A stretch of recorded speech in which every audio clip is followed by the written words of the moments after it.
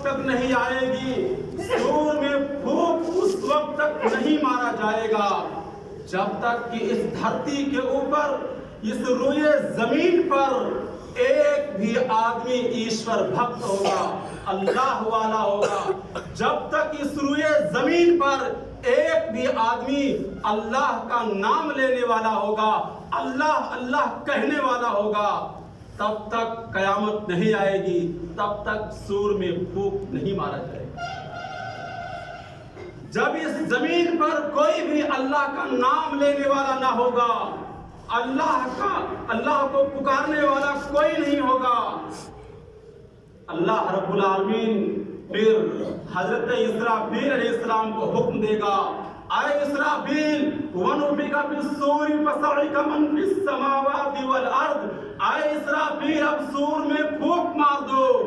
اور حضرت اسرافیل علیہ السلام جیسے سور میں پھونک ماریں گے تو اس سور سے ایک سیٹی کی آواز نکلے گی، اور وہ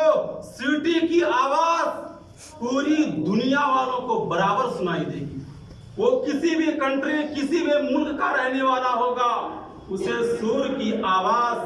برابر سنائی دے گی، چاہے وہ امریکہ کا رہنے والا ہو یا انڈیا کا رہنے والا ہو، ملیشیا کا رہنے والا، کسی بھی کنٹری، کسی بھی ملک کی رہنے والا ہوگا، اسے سور کی آواز برابر سنائی دے گی۔ سور کی پاور بڑھے گی، سور کی آواز اور بڑھے گی۔ اللہ رب العالمین نے ارشاد فرمایا اذا الشمس کورت،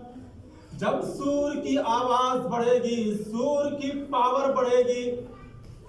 تو اللہ رب العالمین سورج کی روشنی کو لپیٹ دے گا، سورج کی کرنوں کو سورج کے اوپر لپیٹ دے گا۔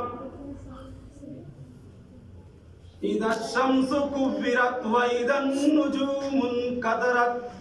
جب سور کی آواز اور بڑھے گی، سور کی پاور اور بڑھے گی، تو یہ جو آسمان میں سیارے دکھائی دیتے ہیں، تارے دکھائی دیتے ہیں، یہ بڑے بڑے سیارے، یہ بڑے بڑے تارے ٹوٹ کر زمین پر گرنے لگیں گے۔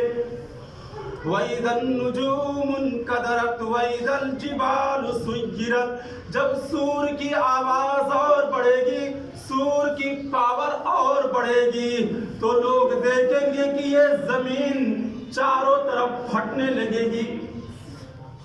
یہ زمین چاروں طرف پھٹنے لگے گی،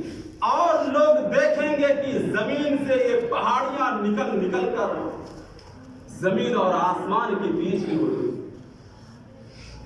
میرے بھائی اور دوستو، جب سور کی آواز اور بڑھے گی، سور کی پاور اور بڑھے گی، تو یہ زمین پھٹنے لگے گی، اور زمین کے اندر سے یہ پہاڑیاں نکلنے لگیں گی۔ میرے بھائی اور دوستو، زمین کے اندر میگنیٹ پاور ہے، جسے